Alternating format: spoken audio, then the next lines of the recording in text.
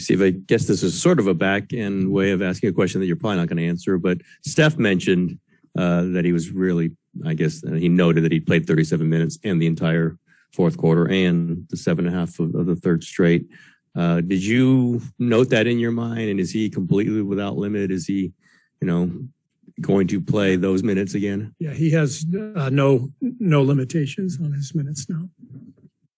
I know what your next question would be. So is he going to start tomorrow? I once had we have to exchange starting lineups with the opposing coach before the game. We have to submit them. And Pop once submitted 40 minutes before the game. This is about 3 years ago. He submitted George Gervin, Artis Gilmore, Johnny Moore, and Don Busey. And I can't remember who the fifth was. Yeah, Mark Oberding. Yeah. So, So I thought maybe we could get my starting lineup, be Tolbert,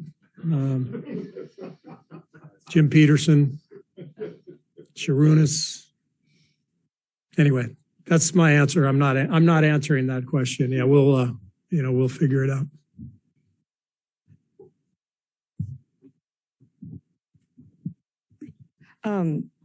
About this small ball lineup and stuff. First off, it isn't something that we've had the chance of seeing till the playoffs just because of availability. Yeah.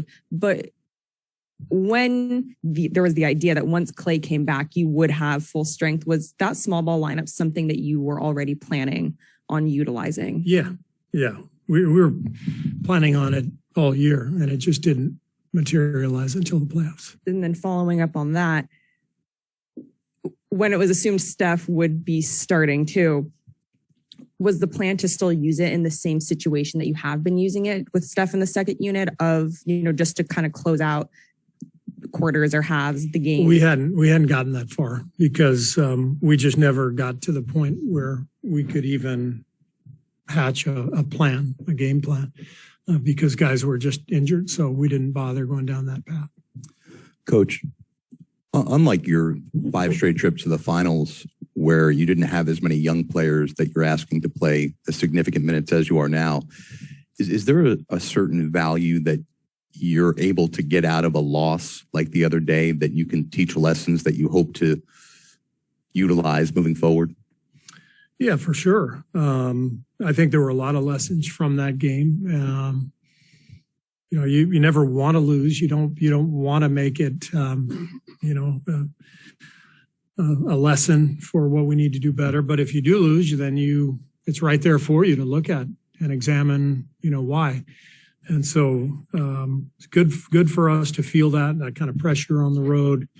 Good for us to feel, what happens when we get away from the game plan, when we kind of get outside ourselves a little bit.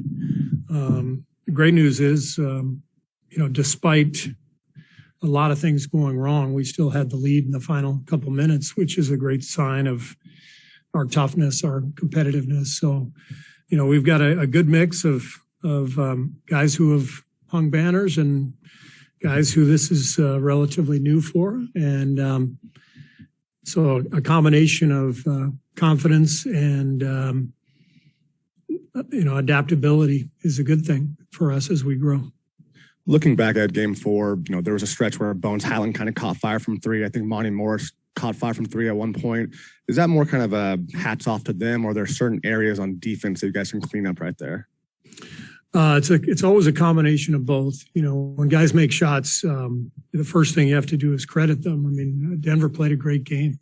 So you give them the credit they deserve. They're a tough team. They've been in the playoffs year after year. They have the reigning MVP, probably soon to be 2-time MVP. We have tremendous respect for this team. So that's the start. And then when you look at the tape, you look at the mistakes that we made that led to some of those plays that you're discussing. That's where we have to grow and get better. Steve, I know you've spoken about Looney time and time again, but what is it about what he does day after day to be durable, to be able to stay in the lineup for you for 82 games? And he was the only big man for stretches. Yeah, well, he's worked really hard, to learn about his body. I mean, he came into the league at 18, 19, back-to-back hip surgeries to start his career. You know, a big part of a player's early career is to learn his body and to understand what he has to do to prepare and get in condition, stay in condition. And Loon is a really, really smart, introspective guy, and he's absorbed a lot of great knowledge from guys like Andre and Draymond and our training staff. And he's worked like crazy to get himself to this position, and his durability this year was a key to our regular season for sure. Were there regular conversations? I mean, times where you thought maybe he needs a break? Did you check with him, and how did you know that just how much it would mean to him to play all 80? Yeah, there were probably 3 or 4 games this year where the schedule made some sense for him to rest. And we talked, and he told me, I want to play all 82. And I understood, you know, it's I think a real source of pride. I know it was for me. I think I did it 4 or 5 times. And, you know, at the end of the year, there's a great sense of accomplishment when you can play all 82, knowing that you've been there for your team every single night. And it's especially important for guys like me or Loon who, you know, maybe aren't stars and, you know, we're able to contribute as a role player on a team. You take pride in things like that. You mentioned the increased physicality they played Jordan with in game 4. What did you see that did to him, and how does he combat that, assuming they're probably going to stick with that? Yeah, I thought they did a good job of being really physical. And you know, part of the problem was we fouled them so often that we were playing in the half court a lot. And it's a lot tougher to play against physicality when every possession is in the half court. So our defense can help our offense. You know, not fouling, letting the game flow is a big advantage for us, and that's the main thing. And then as far as you know, stuff we saw on tape, we did some things today to you know, try to counter some of that. We showed the players some tape. We walked through some stuff, but yeah, I mean, that's always part of the playoffs. And especially with our team, we've always been a skill-based team.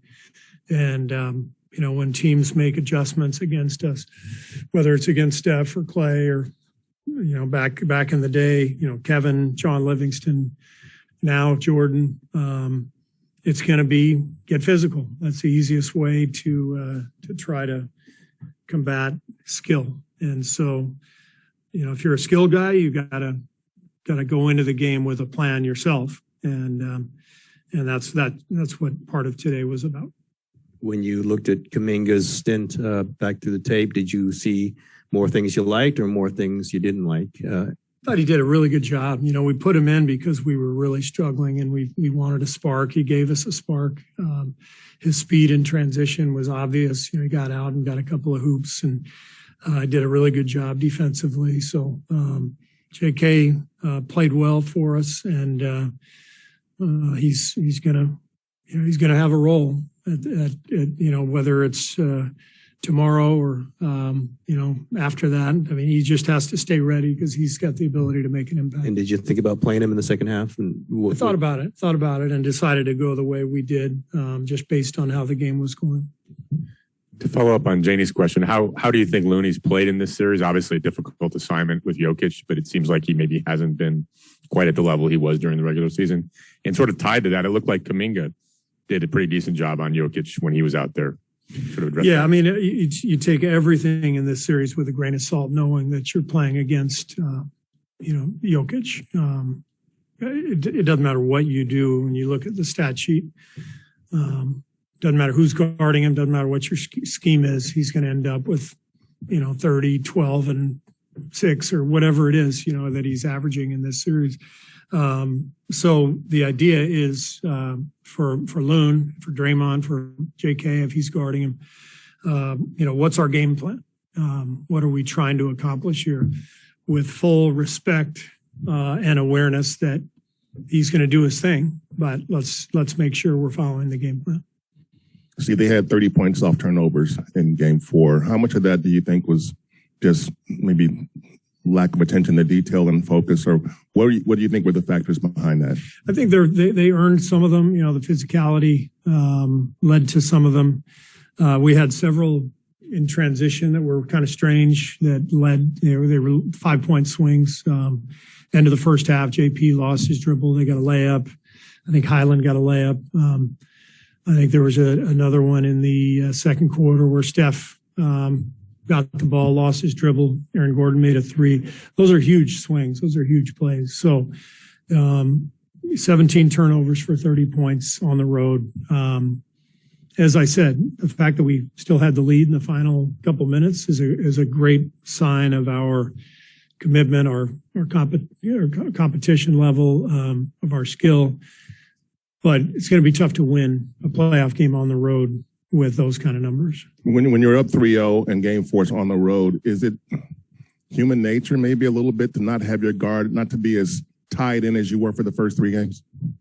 Yeah, and we talked about it before the game. You know, I talked about maintaining our edge. I thought we actually came out too aggressively. We had 2 fouls on the first possession, and that set a bad tone. You know, for Draymond to pick up his first, 10 seconds into the game, he knows it's the wrong play. You watch the replay. He immediately swiped at Jokic 3 different times, and if he doesn't pick that one up, he doesn't foul out at the end. It's always cumulative, and he knows that. He and I have talked about it. Clay picked one up on the next play. I thought our guys were so anxious, to deliver the final blow in the series that we were too aggressive, and that led us to making a lot of mistakes. Going back to Jordan Poole, I know maintaining his confidence isn't really an issue with him just because he seems to have a lot of it. But what do you say to, a young player like him? This is his first time in the playoffs and he runs into a little bit of adversity. Those are conversations that we have automatically all year long, and playoffs are no different. So I don't worry about JP's confidence. I never have to talk to him about that. It's always technical stuff. It's strategic stuff. And so we talked today a little bit about some of the things Denver was doing, and went over some possible counters. And I'm very confident that he'll get it going again. Steve, have you seen the clip of Nikola Jokic saying lob, yeah, predicting what was coming for Andrew Wiggins that Rivers intercepted? Because I imagine you guys are going back through the Nuggets archives looking for past plays, right, like tendencies. Right. How would you describe the level of study right now required for the playoffs to get any little edge over your opponent? Yeah, I mean, we both watch, each other's games. And, I think I mentioned after the game that was my fault. The call on that play was, it was a bad call on my part, because we had run that against them early in the season, and they recognized it. And I knew that as soon as I called it. I sort of changed my mind on the call at the last second, and it was a mistake on my part. I put Otto in a tough spot. So, these are the details in the playoffs that, everybody's got to be sharp with. And so that's the one that kept me up that night. But it's all part of it. You got to, prepare for every game and, be on top of things, knowing you're going to make some mistakes, strategically. And then how do you respond to that? And, players play their game, and they know that the game is a game of mistakes, and you got to bounce back from that. And I think that's the theme for us going into game 5 is let's get back to being us. We all made mistakes in game 5. Players made some, I made some. But we're really confident going in because, anytime you have home court advantage in a playoff series, if you're being honest with yourself, you say, all right, let's win. Let's take care of business at home and get a split and come back and have a chance to close it out in game 5. That's right where we want to be. That's right where we are. Following up on that, Denver is a team that has experience coming back from down extreme odds in the bubble, coming back from 2-3 to 1 deficits. How important is it to just kind of nip this in the bud, not go back to Denver and take care of it as quick as possible, not to give them any hope or life? Yeah, I mean that's we're gonna come out and give everything we've got, and obviously we want to win this game. and that's gonna be the goal. But it's a 7-game series for a reason, and we're in a great spot, but now it's time to take care of business, and we got a home game to look at, and that's all we're focused on, and we'll see what happens. Then you go from there. The teams you've been on before, and this team in particular, do players ride the same emotional roller coaster that fans and media seem to during the playoffs? Like, oh my God, we're down 2-1. We got to panic. We got to try harder. Or is it more just once the game starts? Well, it's a big part of handling the playoffs as a player, as a coach, is handling the noise. Handling the passion that's out there, and the NBA playoffs are such a grind. I've been through it. When you go to the finals, I mean, it's literally 2 months where you play a game. There's a bunch of noise. You're waiting for the next game to start. You play again. There's more noise. So your own ability to focus and get away from that, whatever that means. I recommend to the players, don't read anything. Don't listen to anything. Watch a movie, read a book, go play golf, anything you can to just relieve some of the natural stress that's going to come in with high level competition, and keep away from all the stuff that's out there, because it really doesn't help you to be glued in on that stuff. On a real micro level, on the inbounds play, usually it's Andre. I think he's the one who even threw the lob against Denver before. Did you not put him in there just because you didn't want to tip off the play, or was that just the way it kind of came out that it was not Andre throwing it, it was Porter throwing that one? Yeah, I mean, I'm not going to go into too many details just because that's proprietary information, but no, any play like that, you have multiple options. You're thinking, strategically what happens on the next option, who do you want in certain spots based on who they're playing. Are you trying to get the 2-for-1? There's all these things that go into it. But in terms of the specifics of that, I'd rather not go into it. All right, a couple quick ones on Zoom. Maria, go ahead. Hi, Steve. Hope you're well. I haven't had the chance to ask you about Jordan, so I would like to know what are your thoughts about the work that he's putting on this playoff series, and what would you like to continue seeing from him? Jordan. Jordan has played exceptionally well in this series, and that's why Denver put Aaron Gordon on him in Game 4 and got really physical. It's the same recipe that Steph has seen for a decade. When you're that skilled and that much of a threat, teams are going to throw everything at you. And it's great experience for Jordan to go through that. And I have great faith in him that he's going to bounce back and be able to counter some of the stuff they're doing and play a great game. Christos, go ahead. Hey, Coach. Looking back in the Game 4, what would you like to improve, and what do you say about the depth that we have? Because Steph coming off the bench, what does it mean about the depth that we have as a team? The depth? Yes. Well, we have a lot of guys who can contribute, a lot of guys who can help us win a game off the bench. Obviously Steph played 38 minutes, but you look at the other guys, we got, Belly and Gary and Otto and JK. Got a lot of guys who can contribute. It's our job as the coaching staff to figure out the right mix at the right time. Steve, I don't know if you saw the video or not, but when you guys were back in Denver, they had large crowds out here at the Thrive City outside here. Just wondering, what are your thoughts? You had the first 2 games at home. What were your thoughts about the crowds in those first 2 games, and what do you want to see Game 5?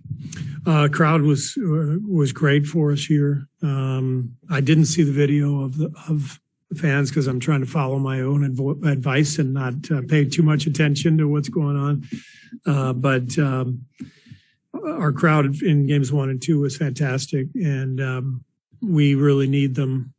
In game 5, if we come out and we give them something to cheer about, their noise is really effective. We feed off of the crowd feeds off of us.